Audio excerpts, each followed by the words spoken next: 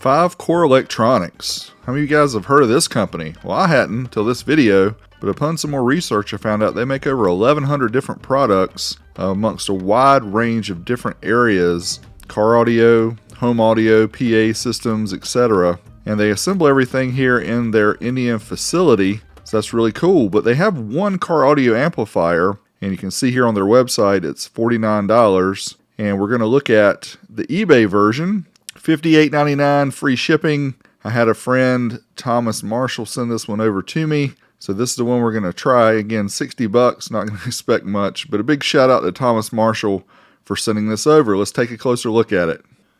Okay, so here's the amp. You can see the box says 5-Core Sound of India, and it's a box within a box, so it's double the fun getting it unpackaged. And this saran wrap was super tight. Here's the amp, 5-Core 5C-CEA-16. I have no idea where they come up with this model number. Max power output 90 watts by 2. Is it just me, or is it ironic that it has CEA in the model number and it has max output right under that? Anyway, here is the look of the outside of the amp. Let's start here with the inputs. You can see the Proti light, power light, sub and normal, low input, and line out. Now we're going to assume that Proti is protect and sub and normal is a crossover, but there's no further instructions in the manual. The low level in, line level out, the high level input, and there's a gain control, bass control, and treble control. Unfortunately, there's no specs about what the frequencies of any of those are. Then you can see the power input here for ground, remote 12 volt. There are two 15 amp fuses in addition to the speaker outputs. All these use the same style screw down terminals. This is a 2-channel amp, so there's 2 different speaker outputs there, and it can be bridged.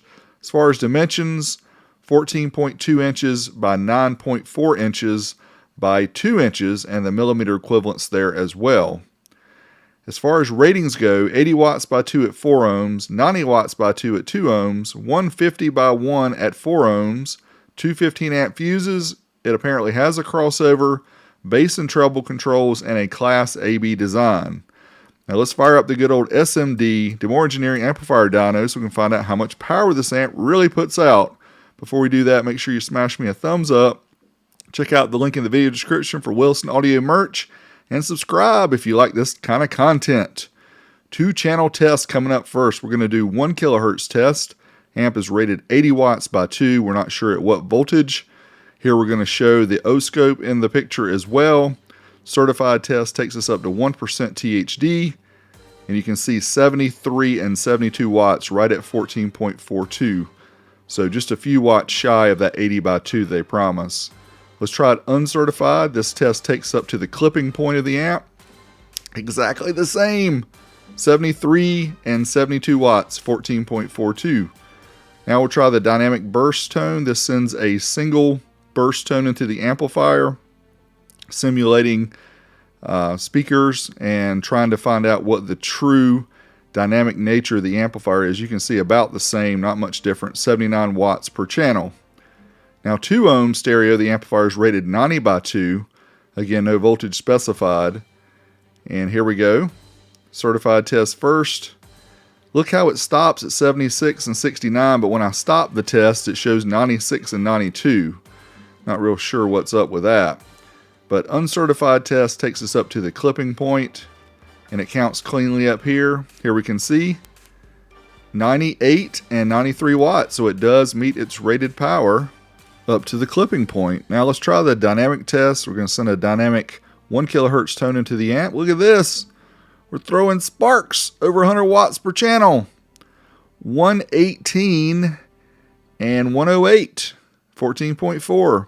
Now we're going to bridge the amp, test at 40 hertz, because if you're bridging it, most likely you run it to a subwoofer. Let's try it out here certified first, up to 1% THD. Unfortunately, I didn't have the clamp in the right mode there, sorry. You can see 126 watts at 14.42, so a little shy of that 150 watt that they promise. Let's try uncertified, see if we can get closer to that 150. And yes, we get the 150 and higher, 168 at 14.4. Now what about dynamically? sending the 40 hertz burst tone into the amp. Let's see what we can get here. 147, and the amp went into Proti, or Protect, I think is what it's called. The amp says Proti, we call it Protect. Now, results, the sound of almost. Here you can see the results, and I'm going to highlight the uncertified numbers, which are closest to meeting the rated output. So I would give it a pass. I mean, it's close enough. Next up, we'll hook up the ELAC bookshelf speakers and find out, do it bump though? Let's see if we can make those ELACs sing. We got the 5-core amp here on the bench. Speaker wires powering the ELAC bookshelf speakers. Let's try some Luck Witch. See how it sounds.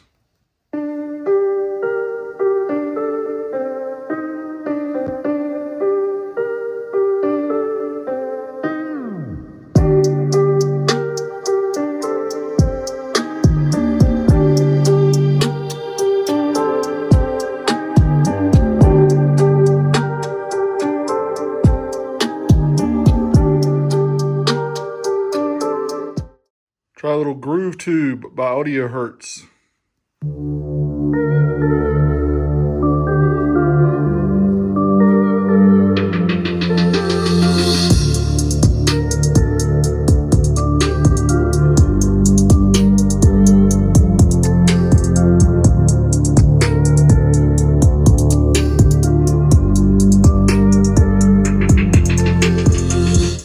Next up, let's find out what's inside. Is it curry powder infused? No, I'm not racist. It's just a fun comment. Have a joke once in a while. You big dummy. Thanks, Big D. This is Dick Riculous. Now let's take the screws off the bottom here, find out what's inside. Pop off the bottom plate. Here we go. Oh, there we have an amplifier. It looks like a single-sided board, class AB style design, mostly through the hole components from what I can see. Small transformer. Let's look at the rail caps, 35 volt, 4700 microfarad, 105 degrees Celsius. The brand name is Nobby. I don't believe I've ever seen Nobby brand. Here we're going to take off some of these clamps here for the transistors, find out what we have going on.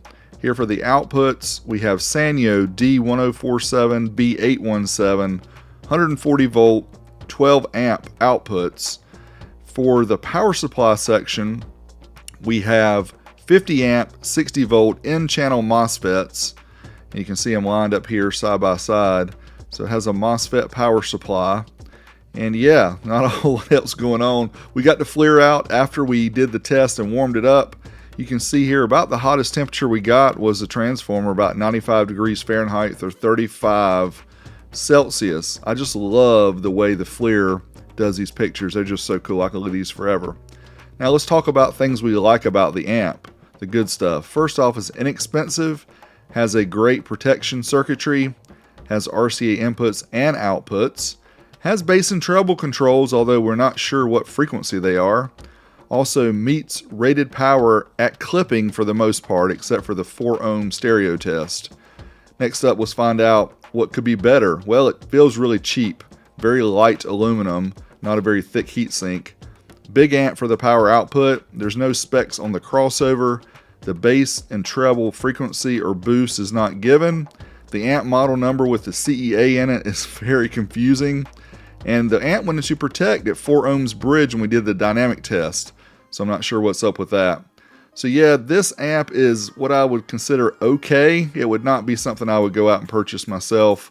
Just kind of wanted to show you guys, because I know you like to see the cheaper amps and see if it's a budget gem, you know, something that stands out amongst the others. Unfortunately, this one does not. It's just ho-hum.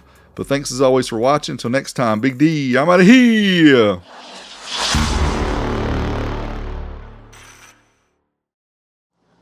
Okay, here we go. We have the 5-core set up at 1 ohm stereo. It's not rated for 1 ohm stereo loads, but we're going to try it anyway. 1 kilohertz is the test track. Here we go. It's got fuses on it. They should blow right if it's not supposed to do it.